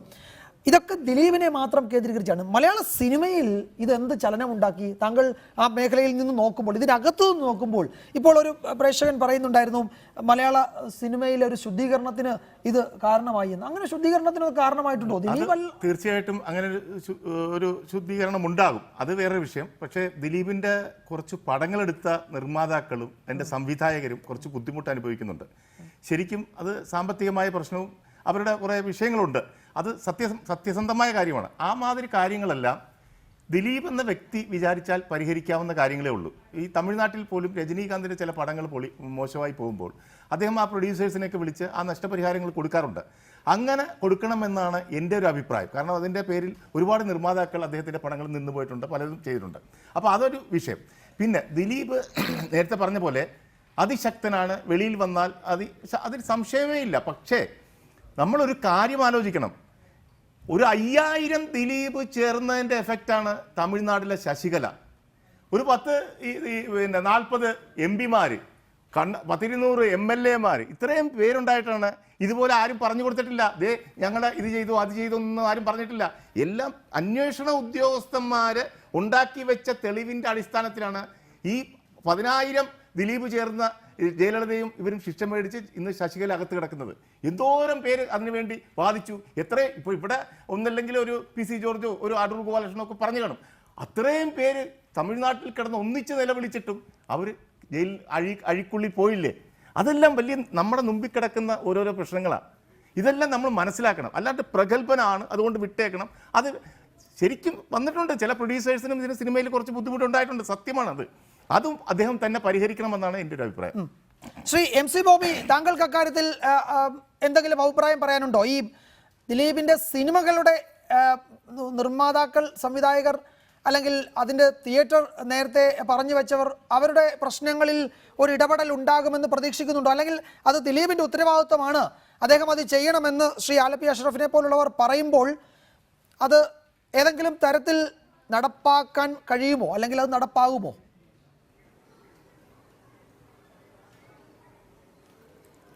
അതല്ല, ഞാനിപ്പോൾ അതേപ്പറ്റി ഒന്നും കൂടുതൽ പറയാൻ ഉദ്ദേശിക്കുന്നില്ല. കാരണം എന്താണെന്ന് വെച്ച് കഴിഞ്ഞാൽ നമ്മളെ സംബന്ധിച്ച് നമ്മുടെ സംഘടനയിൽപ്പെട്ട ഒരു വ്യക്തി ആ തിയേറ്ററിനെ ലൈസൻസ് ഇല്ലാണ്ടാക്കിയതാണ്. സിനിമ നടത്താൻ പറ്റിയെന്ന് സുപ്രഭാതത്തിൽ ഒന്ന് പറയുന്നു. അവിടെ പറയുന്നു ലൈസൻസ് ഇല്ലെന്ന്. ഈ പറയുന്ന മുനിസിപ്പാലിറ്റി 14/12/2017 വരെ ലൈസൻസ് കൊടുത്തിരിക്കുന്നു. ഒന്ന്. കൂടാതെ അടുത്ത കൊല്ലത്തേക്കുള്ള അഡ്വാൻസ് ആയിട്ട് ലൈസൻസിന്റെ 1000 രൂപയും ജനറേറ്ററിന്റെ ഈ ജനറേറ്റർ മോട്ടോർ വയ്ക്കുന്നതിനുള്ള 7500 രൂപയും കളക്ട് ചെയ്തിരിക്കുന്നു. അങ്ങനെ ഇരിക്കുന്ന ഒരു സമയത്ത് ഒരു സുപ്രഭാതത്തിൽ കൊണ്ടുപോയി തിയേറ്റർ പൂട്ടിച്ചതാണ് ഇതിനകത്തുള്ള മെയിൻ ഒരു പ്രശ്നം എന്നെ സംബന്ധിച്ച്. കാരണം സംഘടനാപരമായി, കാരണം ഇതുപോലെ നാളെ പല തിയേറ്ററുകളും നേരം വിളിക്കുമ്പോൾ പൂട്ടണം എന്ന് പറഞ്ഞാൽ എന്ത് ചെയ്യും? അതൊരിക്കലും ഉണ്ടാവരുത്. അതാണ് എനിക്ക് പറയാനുള്ളത്. പിന്നെ സിനിമയിൽ ഇപ്പൊ ഈ പ്രശ്നം കൊണ്ട് തിയേറ്ററുകളിൽ വളരെയധികം കളക്ഷൻ കുറഞ്ഞിട്ടുണ്ട്. കാരണം പൊടുന്നനെ കളക്ഷൻ ഇല്ലാണ്ടായിപ്പോയി. നല്ല അഭിപ്രായങ്ങളുള്ള പടങ്ങൾ പോലും കളക്ഷൻ ഇല്ലാണ്ടായി. കാരണം ജനങ്ങൾ തിയേറ്ററിലേക്ക് വരുന്നതിന് തന്നെ മടിക്കുന്നു ഈ സിനിമയുടെ പ്രശ്നം കൊണ്ട്. അത് വളരെ കറക്റ്റാണ്, അത് ഞാൻ പറയുന്നില്ല. പഴയപോലെ തന്നെ ഈ പ്രൊഡ്യൂസേഴ്സിന്റെ പൈസ ബ്ലോക്ക് ആയിരിക്കുന്നു. ആ പടം ഇറങ്ങിയാൽ വേണം അടുത്ത പടം അദ്ദേഹത്തിന് ഇറക്കാൻ. അപ്പൊ ഇൻഡസ്ട്രിയിൽ വളരെയധികം കുഴപ്പം വന്നു. ഇപ്പൊ പുലിമുരുകൻ പോലെയുള്ള പടങ്ങൾ വന്നു, ജനങ്ങൾ വളരെയധികം കണ്ട പടമാണ്. അദ്ദേഹം അടുത്ത പടം ഉടനടി എടുത്തു. ആ പടം ഇപ്പൊ റിലീസ് ചെയ്താലേ അടുത്തൊരു പടം കൊണ്ടുവരാനൊക്കെയുള്ളൂ. അപ്പൊ ഇൻഡസ്ട്രിക്ക് വളരെയധികം ദോഷകരമായ ഒരു കാര്യമാണ് ഇപ്പൊ ഉണ്ടായിരിക്കുന്നത്. ഒരു വ്യക്തി ചെയ്ത തെറ്റുകൾക്ക് അവരെ ശിക്ഷിക്കുകയോ പിടിക്കുകയോ ചെയ്തേ, ഒരു ഇൻഡസ്ട്രിയെ നശിപ്പിക്കാനായിട്ട് എല്ലാവരും കൂടെ ചെയ്യരുതെന്നാണ് ഞങ്ങൾക്ക് പറയാനുള്ളത്. ഇതുകൊണ്ട് ജീവിക്കുന്ന ഒത്തിരി ആൾക്കാരുണ്ട്. അവരുടെ കാര്യങ്ങൾ നടക്കട്ടെ, തെറ്റ് ചെയ്തവരെ ശിക്ഷിക്കട്ടെ, അതിനൊന്നും ഞങ്ങൾക്ക് ഒരു എതിർപ്പുമില്ല. പക്ഷേ ഈ സിനിമ കൊണ്ട് ജീവിക്കുന്ന ഞങ്ങൾക്ക് ജീവിക്കാൻ പറ്റാത്ത ഒരു സാഹചര്യത്തിലേക്ക് ഇതിനെ കൊണ്ടുപോയി എത്തിക്കരുതെന്ന് ഞങ്ങൾക്കൊരു അഭിപ്രായമുണ്ട്. ശരി, വളരെ പ്രസക്തമാണ് ശ്രീ ആലപ്പി അഷ്റഫ്, വളരെ പ്രധാനപ്പെട്ട കാര്യമാണ്. പക്ഷേ ഈ തിയേറ്ററിൽ ആള് കുറയുന്നു എന്നത് അത്ഭുതപ്പെടുത്തുന്നില്ലേ? നല്ല സിനിമകൾ ആളുകൾ കാണും. അതിൽ ഈ ദിലീപിന്റെ ഈ പ്രശ്നമോ അല്ലെങ്കിൽ കേസോ അതൊക്കെ ഈ നല്ല സിനിമകളെ ബാധിക്കുമോ? അത് എന്ത് വന്നാലും കുറച്ചു നാളത്തേക്ക് അത് ഉണ്ടാവും, അത് സ്വാഭാവികമാണ്. ഒരു ഇഷ്യൂ നമ്മളിപ്പോഴും സംസാരിക്കുമ്പോഴും മലയാളത്തിൽ നല്ല സിനിമകൾ തിയേറ്ററിൽ അതെ, അത് കുറച്ച് കഴിയുമ്പോൾ മാറുകയും ചെയ്യും. അതൊന്നും എന്നും നിലനിൽക്കുന്നതല്ല ഈ മാറ്റം. അത് കുറച്ച് കഴിയുമ്പോൾ സാവകാശം മാറും, അത് ഇമ്മീഡിയറ്റ് മാറും. ഇപ്പൊ ഇതിലിങ്ങനെ വന്നുകൊണ്ട് ഒരു സിനിമാക്കാരോട് മൊത്തത്തിൽ സമൂഹത്തിൽ സൊസൈറ്റിയിൽ ഒരു വെറുപ്പ് വന്നിട്ടുണ്ട്. ഇവരെല്ലാം കുഴപ്പക്കാരാണ്, അയ്യോ ഞങ്ങളെല്ലാം ഈ അന്ധമായിട്ട് ആരാധിച്ചിരുന്നവരാണ്. ഒന്ന്, ഈ ദിലീപിനെ സംബന്ധിച്ച് ജനപ്രിയ നായകൻ എന്ന് പറഞ്ഞാൽ വീട്ടിലെ സ്ത്രീകൾക്കും കുട്ടികൾക്കും വളരെ ഇഷ്ടമുണ്ടായിരുന്ന ഒരു നടനാണ്. അപ്പോൾ അവർ വിചാരിച്ച ഒരാൾ ഇത്രയും ഭീകരമായ ഒരു കുറ്റകൃത്യം ചെയ്യുമ്പം മനസ്സിലുണ്ടാവുന്ന അവരുടെ വെറുപ്പ് ഭയങ്കരമായിരിക്കും. അതാണ് പൊട്ടിപ്പുറപ്പെട്ടത്, അതാണ് ഒരു റിയാക്ഷൻ ഉണ്ടായിരിക്കുന്നത്. അത് സാവകാശം മാറിക്കിട്ടും, സിനിമ പറയുന്നതുപോലെ തന്നെ വരും, എല്ലാം വീണ്ടും ക്ലിയർ ആവും. പക്ഷേ ഇപ്പോൾ തൽക്കാലം കുറച്ച് പ്രശ്നങ്ങളുണ്ടാവും. അതുകൊണ്ടാണ് പറഞ്ഞത് ദിലീപിനെ വെച്ചെടുത്തിട്ടുള്ള പടമെടുത്തിട്ടുള്ള നിർമ്മാതാക്കളെയും സംവിധായകരെയും ദിലീപ് തന്നെ സഹായിക്കേണ്ട ഒരു ബാധ്യത അദ്ദേഹത്തിനുണ്ട് എന്നാണ് എൻ്റെ അഭിപ്രായം. ശ്രീ TS രാജൻ, ഇതിപ്പോൾ ഈ അനുബന്ധ കുറ്റപത്രമാണ് ഇപ്പോൾ തയ്യാറാകുന്നത്. അനുബന്ധ കുറ്റപത്രത്തിൽ 376D 120 120B 336 212 411 506 342 ഇതൊക്കെയാണ് IPCയിലെ വകുപ്പുകൾ. ഇത് കൂടാതെ IT ആക്ട് 66E 67A തുടങ്ങിയ വകുപ്പുകളും ചുമത്താൻ പോകുന്നുണ്ട്. ഇതിൽ ഈ ഗൂഢാലോചന വിചാരണ ഘട്ടത്തിൽ തെളിഞ്ഞാൽ മാത്രമേ നമ്മൾ ഈ പറഞ്ഞ 376ഉം 336ഉം ഒക്കെ നിലനിൽക്കുകയുള്ളൂ. അത് ഒരു പ്രധാനപ്പെട്ട സംഗതിയല്ലേ? അത് ക്രിമിനൽ ഗൂഢാലോചനയ്ക്ക് വ്യക്തമായ തെളിവുകൾ, ദൃക്സാക്ഷികൾ സാധാരണ ഉണ്ടാവാറില്ല. കോടതി പറഞ്ഞ മെറ്റീരിയൽ എവിഡൻസ് ഉണ്ടാകാറില്ല. നമ്മൾ സർക്കംസ്റ്റൻഷ്യൽ സാഹചര്യ തെളിവുകളുടെ അടിസ്ഥാനത്തിലാണ് പിന്നെ 120B വരുന്നത്. ആ സാഹചര്യങ്ങൾ ഏതൊക്കെയാണെന്നുള്ളത് പ്രോസിക്യൂഷന് തെളിയിക്കാൻ കഴിഞ്ഞാൽ അത് തീർച്ചയായും മറ്റെല്ലാ പ്രതികളെയും ബാധിക്കും. ഇത് ഒരു കുറ്റകൃത്യത്തിൽ സാധാരണഗതിയിൽ നേരിട്ട് പങ്കെടുക്കുന്നവർ, പുറമേ നിന്ന് ചെയ്യുന്നവർ, ഇതിൻ്റെ കൂടെ നിന്ന് കഴിഞ്ഞാൽ ഒരാൾ ചെയ്യുന്ന കുറ്റത്തിന് എല്ലാവരും ഉത്തരവാദിയാവുന്നതാണ് സെക്ഷൻ 34. അപ്പോൾ ഇതിനകത്ത് ഈ 120B വന്നത് ഈ ഗൂഢാലോചന ഉണ്ടായിരുന്നുള്ള ഗൂഢാലോചന എങ്ങനെ തെളിയിക്കും? സാഹചര്യങ്ങളുടെ സമ്മർദ്ദം മൂലം. അത് ആരുടെ മുമ്പിലാണ് പറയേണ്ടത്? ഒരു കോടതിയുടെ മുമ്പിൽ ഒരു പ്രൂഡൻറ്റ് മാൻ, അങ്ങനെയാണ് എവിഡൻസ് ആക്ട് പറയുന്നത്. ഒരു പ്രൂഡൻറ്റ് മാൻ, സാധാരണ ഒരു സൽബുദ്ധിയുള്ള സാധാരണ ഒരു മനുഷ്യൻ, അദ്ദേഹത്തിന് മനസ്സിലാവുമെങ്കിൽ ജഡ്ജിക്ക് മനസ്സിലാവും. അല്ലാണ്ട് ജഡ്ജി ആവണമെന്നില്ല. അവിടെ വ്യക്തമായിട്ട് പറയുന്നത് പ്രൂഡൻറ്റ് മാൻ എന്നാണ്. അത് എവിഡൻസ് ആക്ടിൽ തന്നെ പറയുന്നുണ്ട്. അവിടെ 120B തെളിയിക്കുന്നതിനാവശ്യമായിട്ടുള്ള മെറ്റീരിയൽസ് എല്ലാം സാഹചര്യ തെളിവുകളായിരിക്കും. അപ്പോൾ അങ്ങനെ തെളിയിക്കപ്പെട്ടാൽ ഈസിയായിട്ട് ബാക്കിയുള്ള വകുപ്പുകളെല്ലാം തെളിയും. അപ്പോൾ പ്രതി കുറ്റക്കാരനാവും. അത് പ്രോസിക്യൂഷൻ്റെ ചുമതലയാണ് ട്രയൽ നടക്കുന്ന സമയത്ത്. അതുകൊണ്ട് ഇതിനകത്ത് ഏതെങ്കിലും കാരണവശാൽ ഈ 120B തെളിയാതെ വന്നാൽ എന്നുള്ള ക്വസ്റ്റ്യൻ ഉദിക്കുന്നില്ല. 120B തെളിഞ്ഞാലേ ഇതിനകത്ത് ശിക്ഷ സാധ്യമാവും എന്നാണ് എൻ്റെ. ഈ നിലവിൽ ഒരുപക്ഷെ പോലീസിന് അക്കാര്യത്തിൽ, അന്വേഷണ സംഘത്തിന് അക്കാര്യത്തിൽ ആത്മവിശ്വാസമുണ്ട്, തീർച്ചയായിട്ടും ആവശ്യം ഉണ്ടാവാം.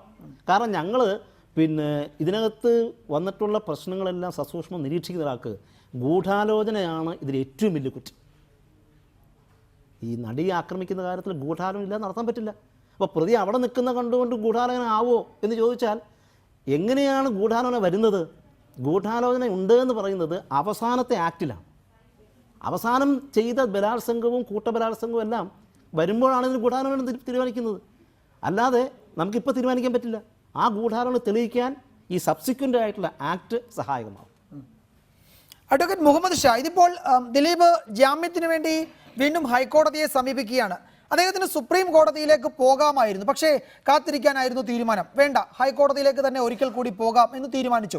ഈ സുപ്രീം കോടതി എന്ന ഒരു ഓപ്ഷൻ സ്വീകരിക്കാതിരുന്നത് നിയമപരമായി ഒരു അല്ലെങ്കിൽ ഒരു ബുദ്ധിപരമായ നീക്കം ആയിട്ട് തന്നെയാണോ നമ്മൾ കാണേണ്ടത്? സുപ്രീം കോടതി ഹൈക്കോടതിയിൽ നിന്ന് റിജക്റ്റ് ചെയ്തപ്പോൾ സുപ്രീം കോടതിയിലേക്ക് പോകാമായിരുന്നു, പോയില്ല. അത് ബുദ്ധിപരമായ നീക്കം തന്നെയായിരുന്നുവോ?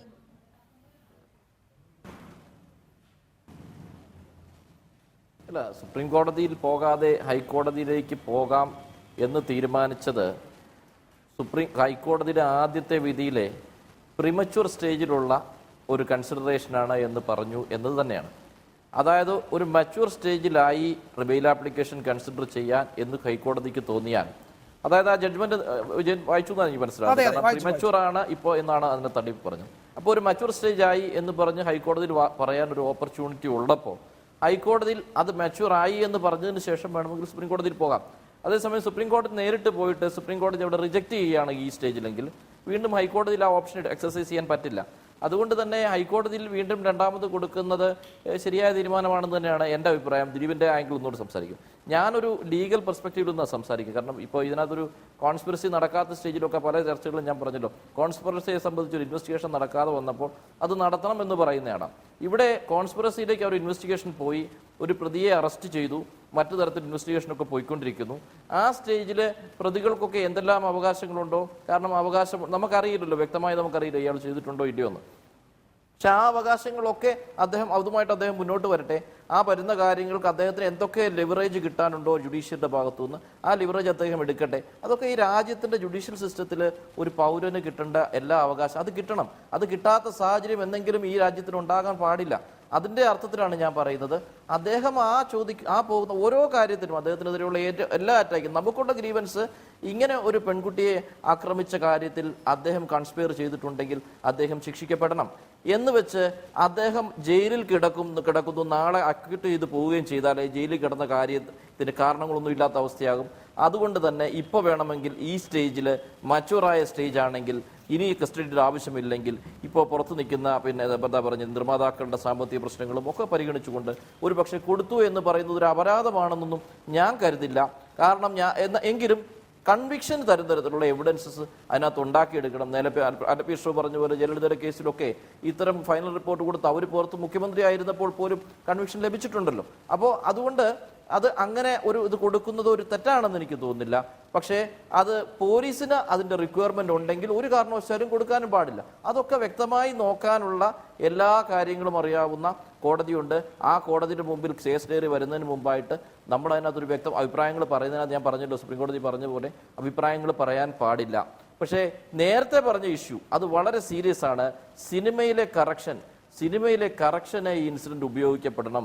സിനിമയ്ക്ക് ആള് കയറാതെ പോകുന്നു എന്ന് പറയുന്നതിനെ ചെറുതായിട്ട് കാണണ്ട. ആള് കയറുന്നില്ല എന്ന് പറഞ്ഞ ചെറിയ ഫീല് പോലും ഞങ്ങളുടെ ഭാഗത്തുനിന്നുള്ള വീഴ്ച കൊണ്ടാണോ എന്ന് സിനിമാ പ്രവർത്തകർ പരിശോധിച്ചിട്ട് തിരുത്തി എന്ന് ജനങ്ങളെ ബോധ്യപ്പെടുത്തണം. അങ്ങനെ വലിയ വലിയ ആളുകളൊക്കെ ഉണ്ടായിരുന്നു ഈ ഫീൽഡിൽ. പ്രേം നസീറും സത്യനും ഒക്കെ ഉണ്ടായിരുന്ന ഫീൽഡാണിത്. അപ്പോൾ ആ ഒരു ലെവലിലേക്ക് ഇവർ ഉയരണം. അതിന് ഈ ഇൻസിഡന്റ് കാരണമാകട്ടെ. ദിലീപ് തെറ്റ് ചെയ്തെങ്കിൽ ശിക്ഷിക്കപ്പെടട്ടെ, തെറ്റ് ചെയ്തില്ലെങ്കിൽ അക്വിറ്റ് ചെയ്യപ്പെടട്ടെ. പക്ഷേ ഈ സമൂഹത്തിൻ്റെ റിക്വയർമെന്റ്സ് മീറ്റ് ചെയ്യപ്പെടണം. ആർക്കും മുകളിലല്ല എന്ന സാഹചര്യം ഉണ്ടാകണം. ആരെയും വിലക്കാത്തൊരു സിനിമാ സംസ്കാരം ഇവിടെ ഉണ്ടാകണം. കലാകാരന്മാരുടെ കല ജനങ്ങൾക്ക് ആസ്വദിക്കാനുള്ള അവസരം ഉണ്ടാക്കണം. അതിനൊക്കെ ഈ ഇൻസിഡന്റ് സഹായകമാകുമെങ്കിൽ അത് നടക്കട്ടെ, അതിനു വേണ്ടിയിട്ടുള്ള പ്രവർത്തികൾ സിനിമാ പ്രവർത്തകർ നടത്തട്ടെ, നമുക്കും അതിനകത്ത് ഇൻപുട്സ് എന്തെങ്കിലും കൊടുക്കാനുണ്ടെങ്കിൽ അത് കൊടുക്കട്ടെ. പക്ഷേ ഇത്തരത്തിൽ സിനിമാ തിയേറ്ററുകൾ പൂട്ടിക്കളയുന്ന രീതിയും അതും ചെയ്യാൻ പാടില്ല. കാരണം വെച്ചാൽ അതിനൊരു നോട്ടീസ് കൊടുത്തിട്ട് അവർക്ക് കറക്ഷൻ നടത്താവുന്ന കാര്യമാണെങ്കിൽ അവർ കറക്റ്റ് ചെയ്യട്ടെ, കറക്ഷൻ നടത്താത്ത കാര്യമാണെങ്കിൽ അവരുടെ ഫൈനൽ ഓർഡർ ഇഷ്യൂ ചെയ്യട്ടെ. എന്നിട്ട് നിങ്ങൾ ചലഞ്ച് ചെയ്തിട്ട് നിങ്ങളുടെ നിയമപ്രകാരം നിങ്ങളുടെ അവകാശം നിങ്ങൾ എസ്റ്റാബ്ലിഷ് ചെയ്തുകൊള്ളൂ എന്ന് പറയാം. പക്ഷെ അതല്ല, ഒരു സുപ്രഭാതത്തിൽ പോയിട്ട് അടച്ചു പൂട്ടിയിട്ട് നാളെ മുതലില്ല. അപ്പോൾ എത്ര പേരെ അഫക്റ്റ് ചെയ്യുന്ന ഒരു ഇഷ്യൂ ആണത്. അപ്പോൾ അതിനെയൊക്കെ വളരെ സൂക്ഷ്മതയോടെ കാണണം. ഒരു സെൻസേഷനും ഒരു കാരണവശാലും ഒരു ലീഗൽ ആക്ഷനെ ബാധിക്കാൻ പാടില്ല എന്ന് വിശ്വസിക്കുകയാണ്. അവിടെയാണ് റൂൾ ഓഫ് ലോ ഉണ്ടാകുന്നത്. അത് നിലനിൽക്കട്ടെ എന്ന്. അതങ്ങനെ തന്നെ ആവണം. പുറത്തെന്ത് നടക്കുന്നു എന്നതല്ല, കോടതിക്ക് മുന്നിൽ എന്ത് വരുന്നു എന്നുള്ളതാണ് പ്രധാനം. അത് അങ്ങനെ തന്നെ ആവുകയും വേണം. അത് ശ്രീ MC ബോബി, എന്താണ് ഇനി ചെയ്യാൻ പോകുന്നത്? കോടതിയിലേക്ക് പോവുകയാണോ? ഈ ഡി സിനിമാസിൻ്റെത് ഒരു നിയമപ്രശ്നമായി ഉയർത്തിക്കൊണ്ട് വരികയാണോ?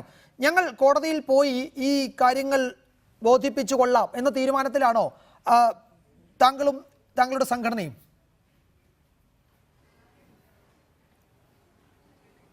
ഞാൻ ആദ്യമായിട്ട് വേറൊരു കാര്യം പറയാം. കാരണം ഈ മുനിസിപ്പാലിറ്റിയോട് എനിക്കൊരു അപേക്ഷയുണ്ട്. കാരണം ഈ ഓബ്രോമോൾ തിയേറ്ററിൽ അവിടെ തീപിടുത്തം ഉണ്ടായി കഴിഞ്ഞപ്പോൾ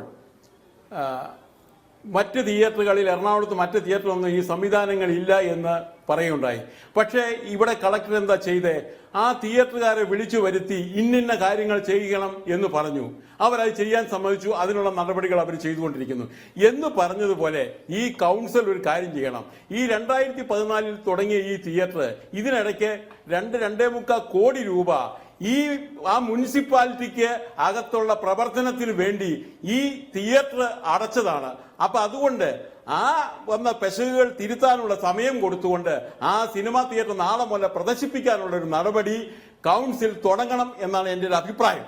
പിന്നെ ഞങ്ങൾക്ക് സംഘടനാപരമായി പറയേണ്ട ഒരു കാര്യമുണ്ട്. ഇതുപോലെ ഒരു സന്ദർഭം കേരളത്തിലെ മറ്റെല്ലാ തിയേറ്ററുകളിലും ഇങ്ങനെ ഉണ്ടായാൽ ഞങ്ങൾക്ക് ബുദ്ധിമുട്ട് വരും. അപ്പൊ ആ ബുദ്ധിമുട്ട് കൊണ്ടുകൊണ്ട് ഞങ്ങൾക്ക് ഇത് കോടതിയിൽ പോകേണ്ടി വരില്ലേ? അതുപോലെ തന്നെ ഗവൺമെന്റിനെ ബോധ്യപ്പെടുത്തേണ്ടി വരും. അങ്ങനെയുള്ള കാര്യങ്ങൾ ഞങ്ങൾ ചെയ്യും. ഞങ്ങളുടെ സ്വയരക്ഷയ്ക്ക് വേണ്ടിയാണ് ഇതുപോലൊരു അനുഭവങ്ങൾ ഉണ്ടാവരുത്. അതുകൊണ്ട് ഞങ്ങൾക്ക് ഒരിക്കൽ കൂടി പറയാനുള്ളത്, ആ കൗൺസിലർമാർ അത് എടുത്തൊരു തീരുമാനമെടുത്ത് ആ പ്രസ്ഥാനം നന്നായിട്ട് പോകാനും, അവിടെ 40ഓളം തൊഴിലാളികൾ വർക്ക് ചെയ്യുന്നതാണ്. ഒരു സുപ്രഭാതത്തിൽ പൂട്ടിക്കഴിഞ്ഞാൽ അത് എങ്ങനെ അയാളുടെ ജീവിതം, അവരുടെ ജീവിത മാർഗങ്ങളൊക്കെ ഇല്ലേ, അതൊക്കെ വളരെയധികം ചിന്തിച്ച് കൗൺസിലേഴ്സ്, നിങ്ങൾ ജനങ്ങൾക്ക് വേണ്ടി നിൽക്കുന്നവരാണ്. ആ ജനങ്ങൾക്ക് വേണ്ടി നിൽക്കുമ്പോൾ ആ സ്ഥാപനത്തിനും നിങ്ങൾ നിൽക്കേണ്ടവരാണ്. ആ സ്ഥാപനത്തിൽ നിന്നുള്ള വരുമാനം കൊണ്ട് ജീവിക്കുന്ന ആൾക്കാരുണ്ട്. അപ്പോൾ അതുപോലെ തന്നെ നിങ്ങളുടെ മുനിസിപ്പാലിറ്റിയിൽ തന്നെ എന്തുമാത്രം പ്രവർത്തനങ്ങൾ നിങ്ങൾ അതിന്റെ വരുമാനം കൊണ്ട് ചെയ്തെന്ന് നിങ്ങളൊന്ന് ആലോചിച്ച് നോക്കുക. അതുകൊണ്ട് ഇനിയെങ്കിലും നിങ്ങളൊരു പുനരുദ്ധാരണം നടത്തി നാളെ ആ സിനിമാ തിയേറ്റർ നടത്താനും നിങ്ങൾ ചെയ്തിട്ടില്ലാത്ത കാര്യങ്ങൾ ചെയ്യാനുള്ള ഒരു അവസരം അവർക്ക് ഉണ്ടാക്കി കൊടുത്തുകൊണ്ട് അത് പ്രദർശനത്തിനുള്ള ഇത് ചെയ്തു കൊടുക്കണമെന്ന് ഞങ്ങൾ അപേക്ഷിക്കുകയാണ്. ശ്രീ ജോജി, താങ്കൾ ടെലിഫോൺ ലൈനിലുണ്ടല്ലോ. അങ്ങനെ ഒരു തീരുമാനം എടുക്കാൻ സാധ്യതയുണ്ടോ? അതോ അടച്ചുപൂട്ടി എന്നത് അന്തിമമാണോ? ഒരിക്കലും ഈ സ്ഥാപനം അടച്ചു പോകണം എന്നുള്ളൊരു ആഗ്രഹം ഞങ്ങൾക്ക് ആർക്കും ഇല്ല. ഭരണകക്ഷി പ്രതിപക്ഷവും അതോടൊപ്പം തന്നെ പ്രതിപക്ഷത്തിൽ തന്നെ BJP ഉണ്ട്. അവരെല്ലാവരും ഐക്യകണ്ഠേന എടുത്തിട്ട് തീരുമാനമാണ് ഇപ്പൊ ഇത് നടപ്പിലാക്കിയത്. ഈ സ്ഥാപനം നിലനിൽക്കണം, അതിലുള്ള അപാകതകൾ പരിഹരിക്കണം. അപാകതകൾ പരിഹരിച്ചിട്ട് നല്ല സുഖമായിട്ട് നടന്നു പോകണം എന്നുള്ള ആഗ്രഹം മാത്രമുള്ളൂ. ഒരിക്കലും ഇത് നിലനിൽക്കരുതെന്നുള്ളൊരു ആഗ്രഹം ഞങ്ങൾക്ക് ആർക്കും ഇല്ല. ഇത് നിലനിൽക്കണം. ഇവിടുത്തെ ചാവടിയിലുള്ള എല്ലാ ജനങ്ങൾക്കും ഉപകാരപ്രദമായിട്ടുള്ള സംഭവമാണ്. ചാവടിക്കാർക്കും അതോടൊപ്പം തന്നെ സമീപത്തുള്ള ജനങ്ങൾക്കും ഏറ്റവും നല്ല സിനിമ കാണാനുള്ള അവസരം നിലവിലുണ്ട്. അത് ഞങ്ങളെല്ലാം അംഗീകരിക്കുന്നു. ഒപ്പം ഞങ്ങൾക്ക് പറയാനുള്ള നിയമവിരുദ്ധമായിട്ടുള്ള കാര്യങ്ങൾ ഞങ്ങൾ എതിർക്കുന്നു. അത് ഇനിയും ആ എതിർപ്പായിട്ട് ഞങ്ങൾ മുന്നോട്ട് പോകും. തിരുത്തേണ്ട കാര്യങ്ങൾ തിരുത്തി ഇത് നല്ല രീതിയിൽ പ്രവർത്തിക്കണമെന്നുള്ള ആഗ്രഹം മാത്രമേ ഞങ്ങൾക്ക് എല്ലാവർക്കും ഉള്ളൂ. ശരി, അത്തരം അതിൽ ഒരുപക്ഷെ ഒരു കാര്യം കൂടി ശ്രീ ജോജി, ഇവരിപ്പോൾ കോടതിയിൽ പോയാൽ അതിനെ നേരിടാൻ മതിയായ നിയമപരമായ രേഖകൾ കയ്യിലുണ്ടല്ലോ അല്ലേ?